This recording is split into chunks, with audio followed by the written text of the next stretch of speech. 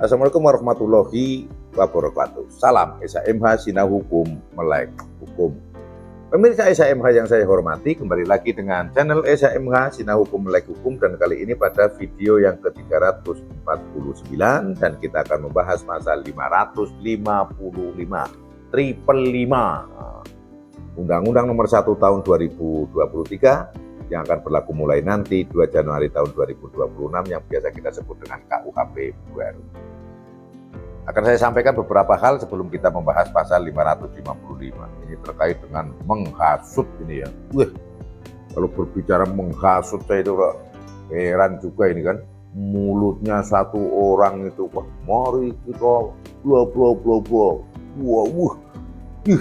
ribuan orang itu kok bisa apa ya, kalau orang Jawa itu ya kepincut gitu loh, bisa ikut itu loh, bisa terbius akhirnya melakukan apa yang diomongkan itu loh. Itu kadang saya bisa berpikir misalnya, wah yuk kita menyerbu ke sana, kok mau gitu loh. Sangat mudah untuk mengumpulkan orang-orang yang mau. Nah ini kan namanya memang bahaya sekali, yang namanya menghasut, memfitnah, berita bohong. Wah ini memang bahaya sekali. Tapi kadang juga ada orang-orang yang barisan, mohon maaf ini ya, saya tidak dalam posisi yang ikut-ikutan dunia politik gitu, bukan. Cuman melihat itu kan ketoknya orangnya itu orang intelek ya, gayanya itu, tapi omongannya itu kayaknya kayak gimana gitu ya. Nah lagi kalau menurut saya kadang kayak nggak pas gitu loh. Tidak menyejukkan gitu loh untuk berbicara masalah NKRI ini kan. Jadi hanya demi apa itu, alasannya diperintar-perintir ini kan. Tapi herannya juga banyak yang ngikut gitu loh, banyak yang mau gitu loh kan, mau lewat medsos atau faktanya banyak juga itu yang akhirnya, walaupun mungkin akhirnya memang benar ya, demonstrasi itu merupakan salah satu metode untuk menyampaikan kebebasan pendapat di muka umum. Namun kan demonstrasi itu juga harus dilakukan mengikuti peraturan perundang-undangan kan, nggak jur semaunya sendiri gitu kan, sabu delay dewe gitu loh maksud saya itu. Ya, kadang heran kalau sudah seperti itu. Tapi yang lebih heran lagi yaitu tadi kan. Nah, kemudian sekarang itu kalau mencermati apa ya, media sosial itu kadang ya aneh-aneh juga itu kan. Kaum terpelajar itu kan, kaum terpelajar itu berarti yang masih belajar itu kan, mungkin kan, yang masih taraf-taraf belajar kayak begitu. Tapi juga sekarang lucu lagi itu kan, nggak hanya kaum pelajarnya atau kaum yang masih kuliah itu, bukan, tapi yang nguliai itu loh.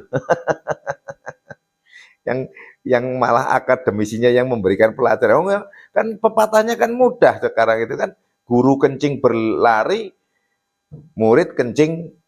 guru kencing berdiri, muridnya kencing sambil guling-guling itu. Kalau sekarang itu nggak hanya berlari, itu guling sambil salto ya, kencing ya, karena yang ngajar kadang ya kayak gitu kan.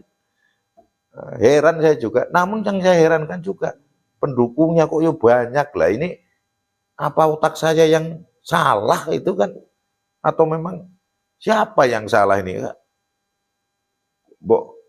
Kan sudah jelas ada Pancasila, ada sila keempat itu kan, ada peraturan perundang-undangan yang mengatur itu kan. Tapi giliran orang lain suruh ikuti peraturan perundang-undangan. Kalau giliran diri kita, ya mungkin kayak pepatah nunjuk kayak gini kan, yang nunjuk satu, yang betulnya yang empat ke kita juga itu. Apalagi kalau yang sudah sakit hati itu kan, harusnya jabat, nggak jabat itu pecat gitu kan. Kayaknya dongkolnya sampai ke anak 7 turunan itu kan, rela untuk membuat kegaduhan. Aneh-aneh juga. Ini bahayanya saya tadi, menghasut, berita bohong, memfitnah gitu kan. Nah ini yang jadi korban ya itu kayak emak-emak itu, nenek-nenek yang hobi ngomong akhirnya kena masalah ya, karena terhasut itu tadi. Makanya bahaya ini diatur di pasal 555. Namun ini penghasutan ini adalah untuk masalah di dalam kapal, bukan umum. Jadi lokusnya itu di dalam kapal, kalau di luar kapal tidak masuk di pasal 555. Saya bacakan. Setiap orang yang di atas kapal Indonesia menghasut orang lain supaya melakukan pemberontakan di kapal dipidana dengan pidana penjara paling lama 6 tahun. Wah, itu komandan suruh mesin kita galak sekali. Nahkoda kita galak sekali. Kalau marah itu nggak tahu anak buah lagi ngantuk, udah kita lawan aja bareng-bareng. Ayo kita 10 orang berani kan? Buat. Yang ngomong seperti itu, yang menghasut, udah lawan saja. Itu ancaman hukumannya 6 tahun. Ini baru menghasutnya loh ya. Baru menghasutnya 6 tahun. Nggak peduli ini yang menghasut, ini yang dihasut mau atau tidak mau, itu nggak peduli di sini. Karena di sini adalah menghasut orang lain supaya melakukan pemberontakan di dalam kapal. Ayo kita berontak aja, gitu aja ngomongnya. Belum tentu sih orang lain itu mau menuruti hasutannya, ya kan? Ancaman hukumannya 6 tahun.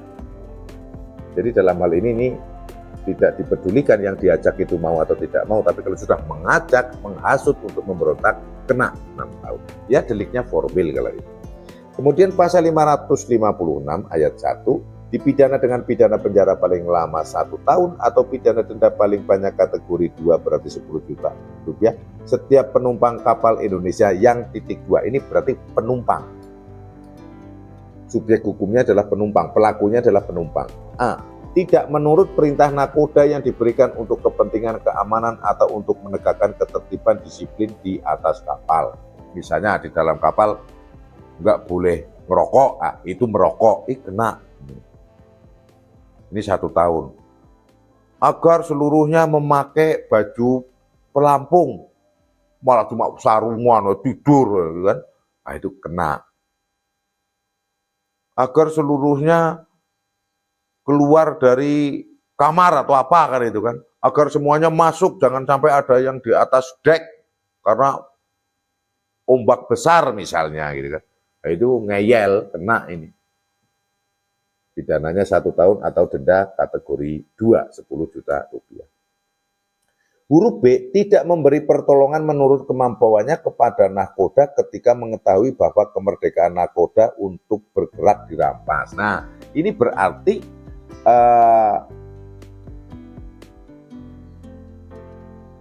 ada penumpang kapal yang tahu kalau nahkodanya sedang ada pemberontakan terhadap nahkoda dan dia sebetulnya mampu untuk menolong si nahkoda itu, para penumpang ini, dia tidak mau menolong nahkoda yang dirampas kemerdekaannya, yang disekap itu tadi yang saya sampaikan di video yang 348.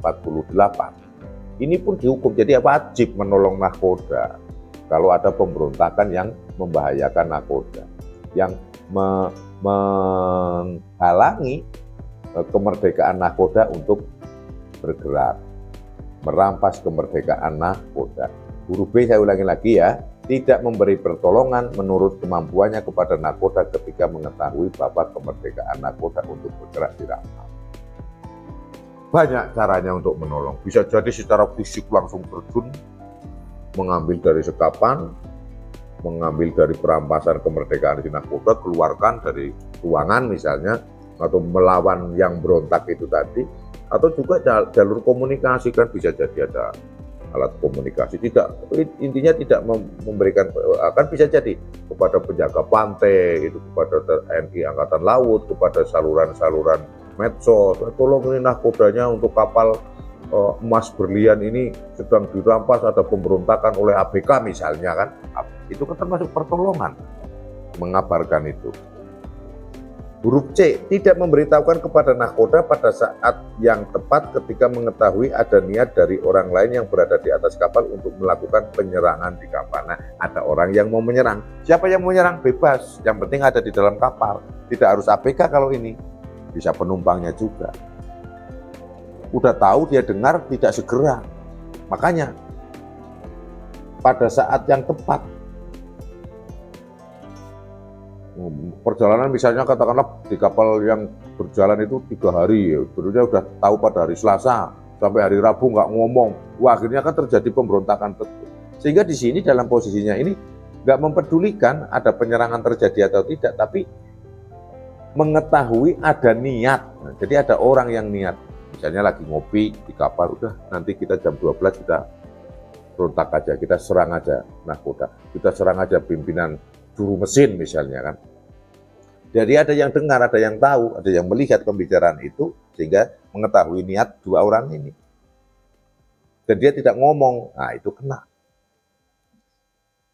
Ayat 2, ketentuan sebagaimana dimaksud dalam ayat 1 huruf C tidak berlaku jika penyerangan di kapal tidak terjadi. Nah, ini jadi saya revisi yang tadi saya sampaikan bahwa hal-hal yang diatur di dalam pidananya itu kalau tidak terjadi maka ketentuan ini tidak berlaku. Ternyata ada ketentuan yang di ayat 2 sehingga kalau tahu, saya ulangi lagi ya, tapi ternyata kok tidak jadi ada penyerangan, maka bahasa mudahnya untuk pasal 556 ayat 1 gugur kan gitu kan. Nggak berlaku. Tapi kalau terjadi baru berlaku. Itu yang bisa saya sampaikan pada video ke-349. Saya pikir saya juga santai membawakan ini karena cukup mudah ya, cukup mudah dipahami gitu. Cukup mudah dipahami. Namun demikian saya lanjutkan ini. Oh, ini pasal 557 tambahannya. Jika setiap orang sebagaimana dimaksud dalam pasal 457 dan pasal 453 sampai dengan pasal 556 berpangkat perwira kapal, pidananya dapat ditambah sepertiga. Jadi yang merampas kemerdekaan, yang melawan, yang kemudian memberontak, kalau itu pangkatnya perwira kapal, pidananya dapat ditambah sepertiganya. Ini adalah ketentuan yang diatur di dalam 557. Saya pikir mudah ini dipahami walaupun tulisannya pasal itu banyak ya. Penjelasannya juga perlu ribet ini. Intinya mudah dipahami, bahasanya kayaknya bahasa-bahasa sehari-hari, bukan hal yang rumit. Intinya penyerangan, pemberontakan, dan pembangkangan di kapal. Video ke-348. Semoga bermanfaat apa yang saya sampaikan. Apabila ada kata yang salah, yang keliru, mohon dimaafkan dan dimaklumi. Terima kasih sudah menonton channel SHMH. Share link SHMH ke rekan-rekan semua, ke rekan-rekan teman-teman dari penonton semua agar bisa mengetahui apa sih dan seperti apa sih KUHP baru, undang-undang yang diproduksi oleh kita sendiri, undang-undang nasional, bukan kolonial. Salam SHMH, Sinah Hukum, Melek Hukum. Wassalamualaikum warahmatullahi wabarakatuh. Terima kasih.